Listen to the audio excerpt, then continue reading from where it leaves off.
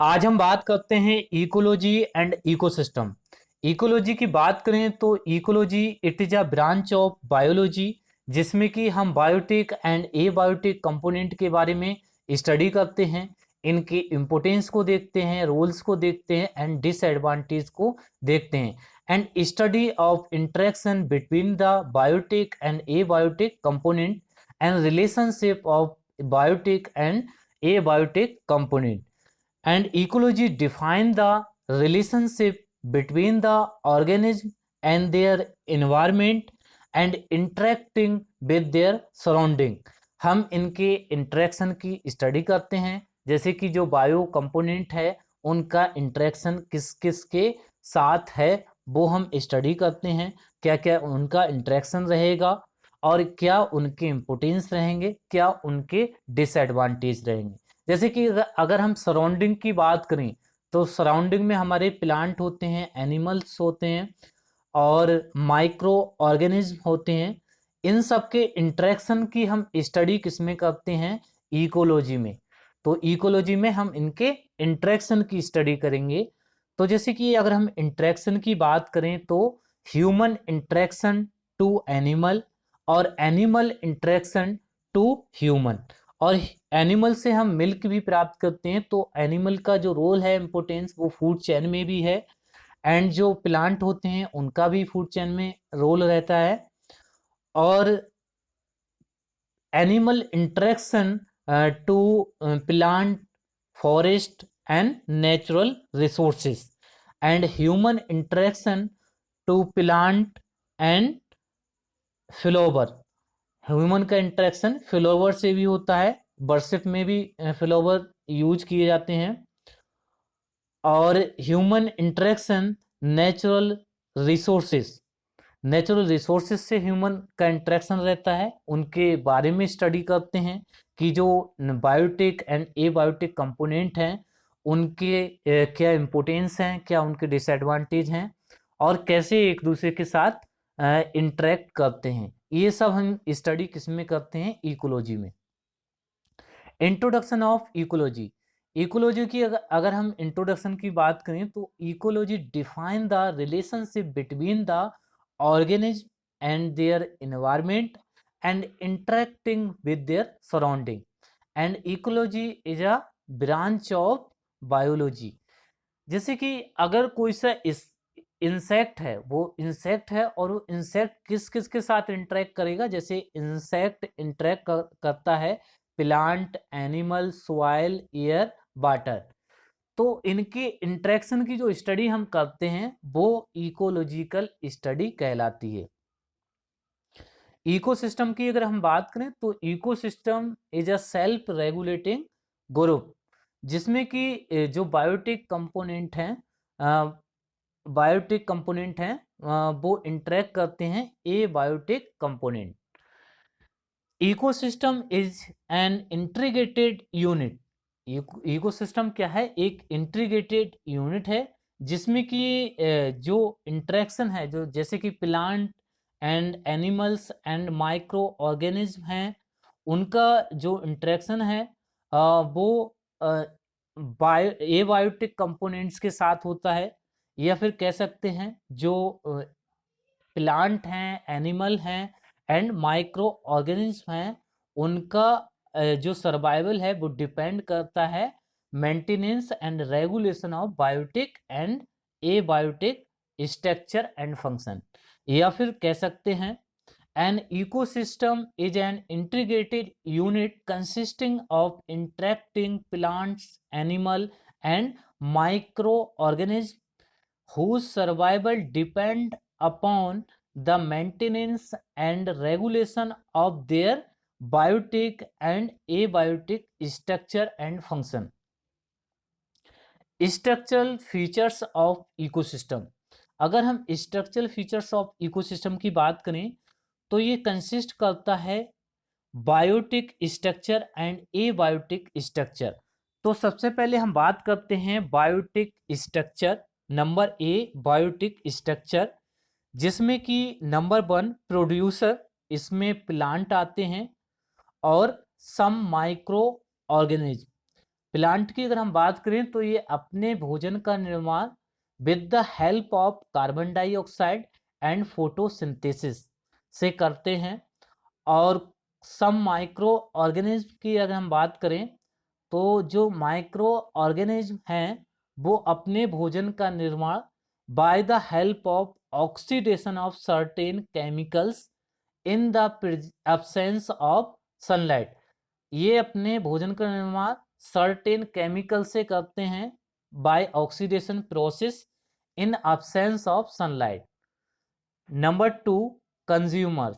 Consumers की अगर हम बात करें तो ये जो कंज्यूमर्स हैं ये अपने फूड का निर्माण या फिर ऑर्गेनिक फूड का निर्माण by feeding upon other organism को फीड करके अपने भोजन का निर्माण करते हैं, कंज्यूमर कहलाते हैं। Consumer divided into 4 part. तो जैसे कि नंबर ए की अगर हम बात करें जिसमें कि हर्बीवोरस की अगर हम बात करें तो इसमें प्लांट ईटर होते हैं। हर्बीवोर्स क्या होते हैं? Plant eater. Herbivores plant eater होते हैं और ये प्राइमरी कंज्यूमर कहलाते हैं। जैसे कि example rabbit, insect, man. Number B, carnivores या फिर कार्निवोरस, तो ये मीट ईटर होते हैं और ये सेकेंडरी और टर्सरी कंज्यूमर कहलाते हैं। सेकेंडरी ये तब कहलाएंगे जब ये फीड ऑन हर्बीवोरस, तब ये सेकेंडरी कंज्यूमर कहलाएंगे। जब ये फीड ऑन कार्निवोरस तो ये टर्सरी कंज्यूमर कहलाएंगे।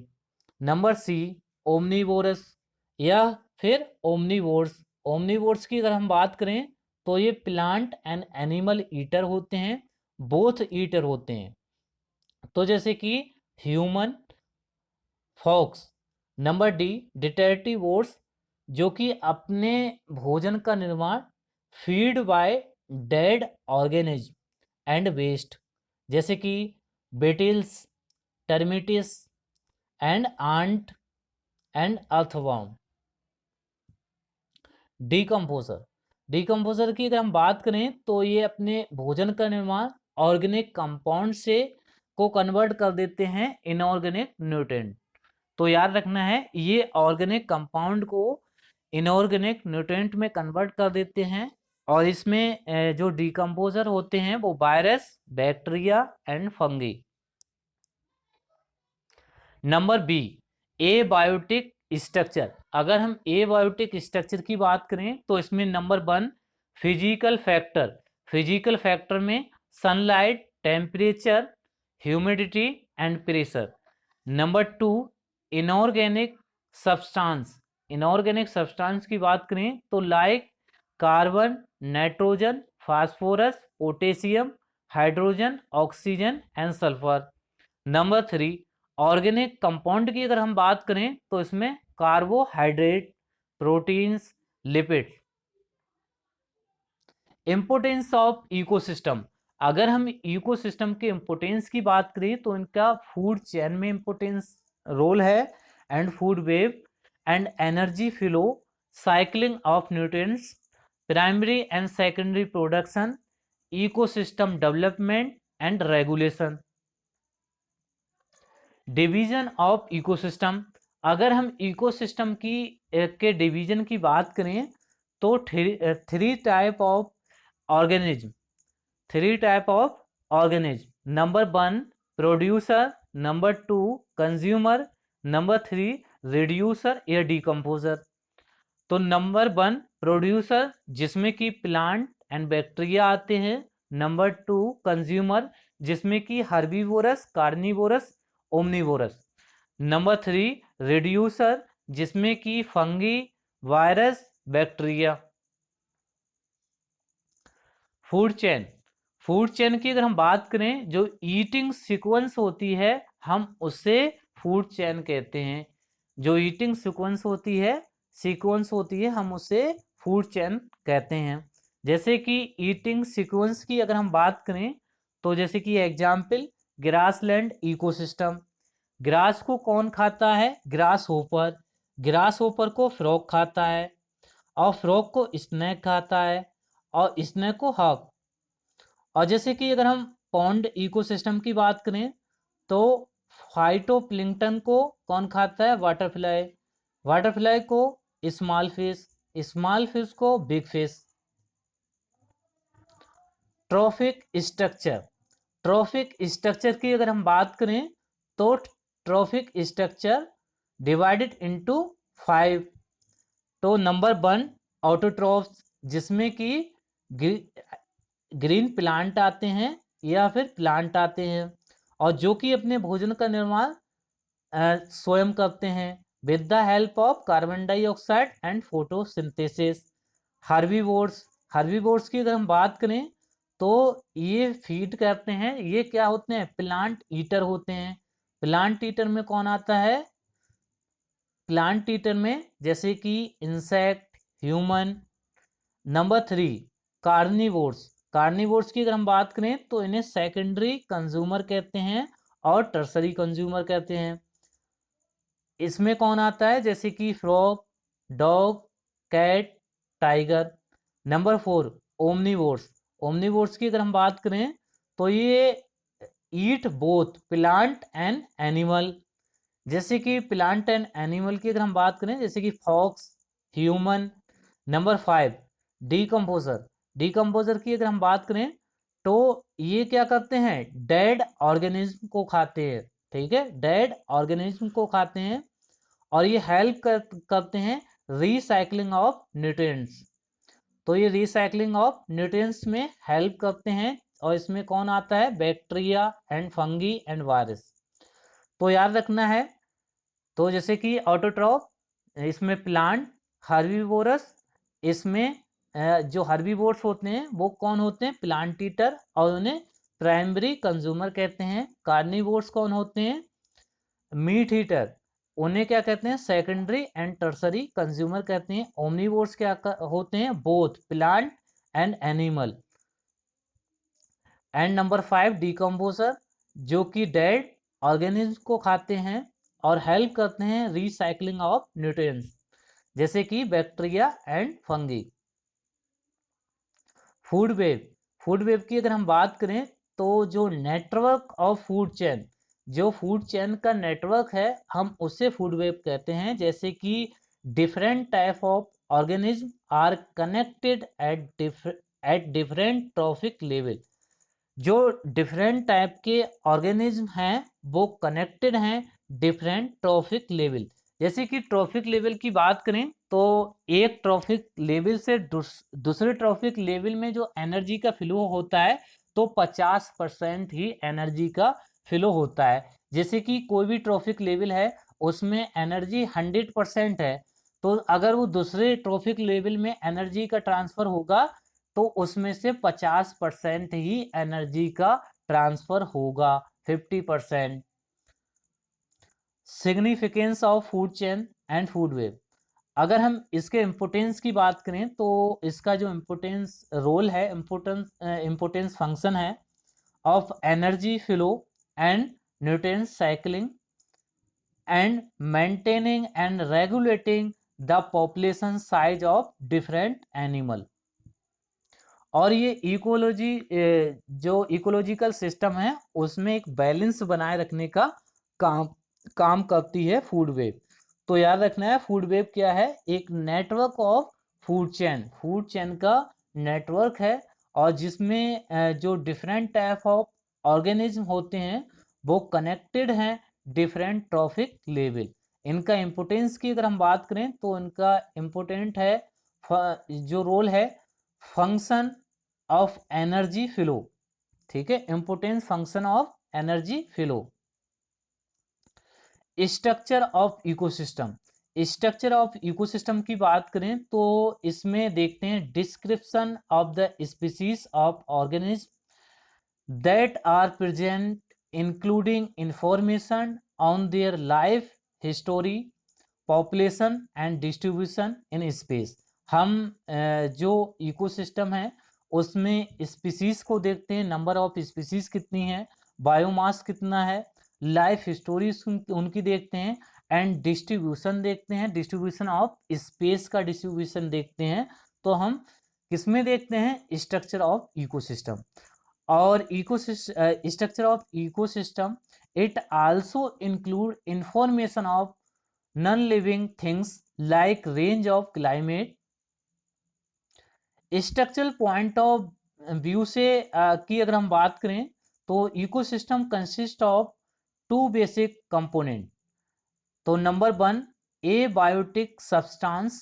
ए बायोटिक सब्सटेंस की अगर हम बात करें तो इसमें नंबर ए इनऑर्गेनिक कंपोनेंट्स। इनऑर्गेनिक कंपोनेंट्स की अगर हम बात करें तो इसमें carbon dioxide, water, nitrogen, calcium and phosphate.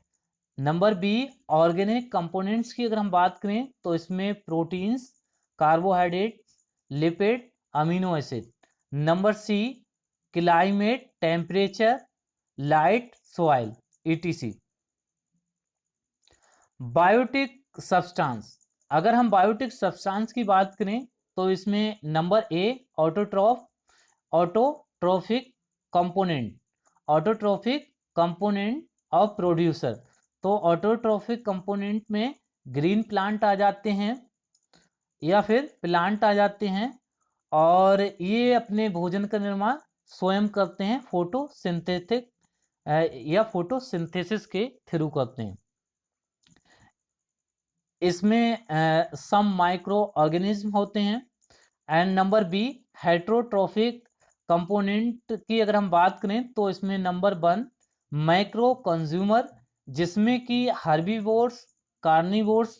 Herbivores क्या होते हैं, प्राइमरी कंज्यूमर, एंड कार्निवोर्स क्या होते हैं, secondary and tertiary consumer. Number 2 micro consumer. Micro consumer की अगर हम बात करें तो इसमें डीकम्पोजर आ जाते हैं, जैसे कि बैक्टीरिया, वायरस और फंगी। Ecological pyramid. इकोलॉजिकल अगर हम पिरामिड की बात करें तो graphic representation of trophic structure and function of an ecosystem. हम ग्राफिकली रिप्रेजेंटेशन करते हैं इकोसिस्टम को। तो इसमें नंबर 1 पिरामिड नंबर। तो पिरामिड नंबर की बात करें तो it represent the number of individual organism at each trophic level. जैसे कि आप इस डायग्राम में देख सकते हो, जो ए डायग्राम है इसमें ग्रासलैंड का है, जैसे कि प्रोड्यूसर, हर्बीवोरस, कार्निवोरस, और B forest. Number 2 pyramid of biomass. Pyramid of biomass की बात करें तो it is based upon the total biomass at each trophic level in a food chain, जैसे कि आप इन डायग्राम में देख सकते हैं। Number 3 pyramid of energy. Pyramid of energy की अगर हम बात करें, the amount of energy present at each trophic level is considered for this type of pyramid. जैसे कि मैंने एनर्जी का फ्लो बताया था, जो एनर्जी का फ्लो होता है एक ट्रॉफिक से दूसरे ट्रॉफिक लेवल पे जाता है। तो जैसे कि अगर एक ट्रॉफिक से दूसरे ट्रॉफिक पे जाता है तो एनर्जी 50% ही जाती है। जैसे कि 100% है एक ट्रॉफिक लेवल पे, तो अगर वो ट्रांसफर होगी दूसरे ट्रॉफिक लेवल पे एनर्जी, तो वो 50% ही ट्रांसफर होगी। जैसे कि आप इस डायग्राम में देख सकते हो, जो प्रोड्यूसर हैं उनके पास 100% एनर्जी होगी, और जो 50% एनर्जी उनकी दूसरे ट्रॉफिक लेवल पे जाएगी, जैसे कि हर्बीवोरस, तो 50% ही बचेगी। और उसके बाद हर्बीवोरस जो होते हैं उनके बाद कार्निवोर्स आते हैं या कार्निवोरस आते हैं, तो उसमें जब एनर्जी का ट्रांसफर होगा तो जैसे कि 25 जाएगी। तो आप देख सकते हो, जैसे कि फर्स्ट जो आप देखोगे प्रोड्यूसर, इनके पास 100%, हर्बीवोरस के पास 50% और कार्निवोर्स के पास 25%। तो आज के लिए इतना ही। Thank you.